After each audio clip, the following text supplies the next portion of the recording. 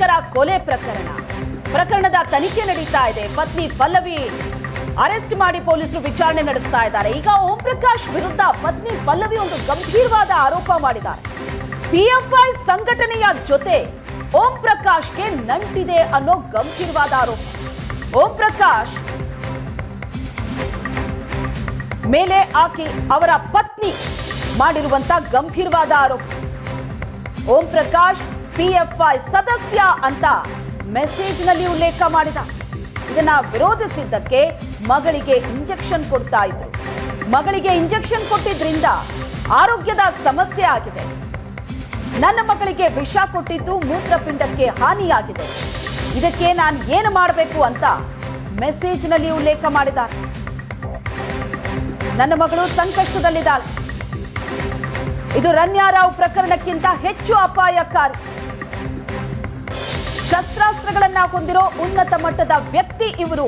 ಹಲವು ವಿಚಾರ ಪ್ರಸ್ತಾಪಿಸಿ ಫ್ಯಾಮಿಲಿ ಗ್ರೂಪ್ ನಲ್ಲಿ ಮೆಸೇಜ್ ಮಾಡಿದ್ರು. ಈ ಬಗ್ಗೆ ಹೆಚ್ಚಿನ ಡೀಟೇಲ್ಸ್ ಕೊಡ್ತಾರೆ ನಮ್ಮ ಪ್ರತಿನಿಧಿ ಹರೀಶ್ ಸಂಪರ್ಕದಲ್ಲಿದ್ದಾರೆ. ಹರೀಶ್, ಇಲ್ಲಿ ತನಕ ಈ ಪ್ರಕರಣದಲ್ಲಿ ಬಂದಂತ ಆರೋಪಗಳು ಅಥವಾ ಅನುಮಾನ ಅಂತ ಅಂದ್ರೆ ಆಸ್ತಿ ವಿಚಾರಕ್ಕೆ, ವೈಯಕ್ತಿಕ ಏನಾದ್ರೂ ವಿಚಾರಗಳಿತ್ತ, ಈ ತರದ ಆಂಗಲ್ ನಲ್ಲೇ ಈಗ ವಿಷಯಗಳು ಬರ್ತಾ ಇತ್ತು. ಆದ್ರೆ ಪಿಎಫ್ಐ ಸಂಘಟನೆ ಜೊತೆ ಓಂ ಪ್ರಕಾಶ್ಗೆ ಲಿಂಕ್ ಇದೆ ಅನ್ನೋ ಗಂಭೀರವಾದ ಆರೋಪ ಯಾವ ಬೇಸ್ ಮೇಲೆ ಹಾಗಾದ್ರೆ ಪಲ್ಲವಿ ಅವರು ಮಾಡಿದ್ದು? ಇದ್ರ ಬಗ್ಗೆ ಪೊಲೀಸರು ಯಾವ ರೀತಿ ತನಿಖೆ ನಡೆಸ್ತಾ ಇದ್ದಾರೆ? ಅದ್ರ ಜೊತೆಗೆ ಒಂದಷ್ಟು ಆರೋಪ ಕೂಡ ಮಾಡಿದ್ದಾರೆ. ಏನೆಲ್ಲ ಡೀಟೇಲ್ಸ್ ಇದೆ ಇದ್ರ ಬಗ್ಗೆ?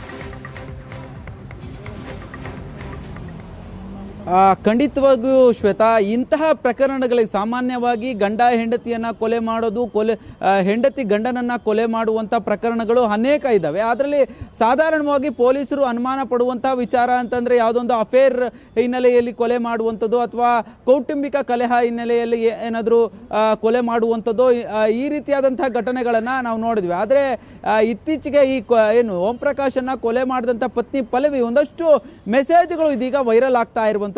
ಆಕೆ ಏನು IPS ಅಧಿಕಾರಿಗಳ ಒಂದು ಗ್ರೂಪ್ ಏನಿದೆ, ಆ ಗ್ರೂಪ್ನಲ್ಲಿ ಈ ರೀತಿಯಾಗಿ ಮೆಸೇಜ್ಗಳನ್ನು ಆಗಾಗ ಹಾಕ್ತಾ ಇದ್ರು ಅನ್ನುವಂಥ ಮಾಹಿತಿಗಳು ಸದ್ಯಕ್ಕೆ ಲಭ್ಯವಾಗ್ತಾ ಇರುವಂಥದ್ದು.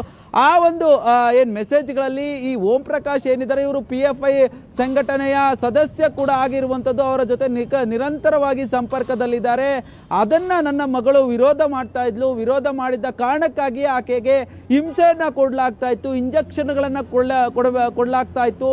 ಓಂ ಪ್ರಕಾಶ್ ಅವರ ಆರೋಗ್ಯದ ಮೇಲೆ ಪ್ರಭಾವ ಬೀರುವಂಥ ಒಂದಷ್ಟು ಇಂಜೆಕ್ಷನ್ಗಳನ್ನು ಕೊಡಿಸಿದ್ದಾರೆ. ಜೊತೆಗೆ ಆಕೆಗೆ ಈ ಇಂಜೆಕ್ಷನ್ಗಳು ಕೊಟ್ಟಿರುವಂಥ ಕಾರಣದಿಂದಾಗಿ ಮೂತ್ರಪಿಂಡಗಳಿಗೆ ಹಾನಿಯಾಗಿದೆ. ಜೊತೆ ಆಕೆ ಆರೋಗ್ಯದಲ್ಲಿ ಏರುಪೇರು ಉಂಟಾಗಿದೆ. ಈ ರೀತಿಯಾದಂಥ ಒಂದಷ್ಟು ಏನು ಹಲವು ಆರೋಪಗಳನ್ನು ಮಾಡಿ ಒಂದು IPS ಗ್ರೂಪ್ನಲ್ಲಿ ಈಕೆ ಮೆಸೇಜ್ ಮಾಡಿದ್ದಾಳೆ ಅನ್ನುವಂಥ ಒಂದಷ್ಟು ಮೆಸೇಜ್ಗಳು ಈಗ ಲಭ್ಯವಾಗ್ತಾ ಇರುವಂಥದ್ದು. ಕೇವಲ ಇಷ್ಟೇ ಅಲ್ಲದೆ ಆಕೆ ಏನು ಓಂ ಪ್ರಕಾಶ್ ಬಹಳಷ್ಟು ಪ್ರಭಾವ ವ್ಯಕ್ತಿ, ಅವರ ಸಾಮ್ರಾಜ್ಯ ಸಾಕಷ್ಟು ದೊಡ್ಡದಾಗಿದೆ. ಜೊತೆಗೆ ಹಲವು ಏನು ಈ ಅವರ ಅಧಿಕಾರವನ್ನು ದುರುಪಯೋಗ ಪಡಿಸ್ಕೊಂಡು ಸಾಕಷ್ಟು ಪ್ರಭಾವವನ್ನು ಬೀರ್ತಾರೆ. ಈ ರೀತಿಯಾದಂಥ ಒಂದಷ್ಟು ಆರೋಪಗಳನ್ನು ಆ ಮೆಸೇಜ್ಗಳಲ್ಲಿ ಮಾಡಿರುವಂಥದ್ದು ಸದ್ಯಕ್ಕೆ ಗೊತ್ತಾಗ್ತಾ ಇರುವಂಥದ್ದು. ಈಗಾಗಲೇ ಪಲ್ಲವಿ ಫೋನನ್ನು ಈಗಾಗಲೇ HSR ಲೇಔಟ್ ಪೊಲೀಸರು ವಶಕ್ಕೆ ಪಡೆದಿರುವಂಥದ್ದು. ವಶಕ್ಕೆ ಪಡೆದು ಅವರ ಮೊಬೈಲನ್ನು ಈಗಾಗಲೇ FSLಗೆ ಕಳಿಸೋದಕ್ಕೆ ಕೂಡ ಸಿದ್ಧತೆಯನ್ನು ಮಾಡಿಕೊಳ್ಳಲಾಗ್ತಾ ಇರುವಂಥದ್ದು. Shweta, thank you Harish.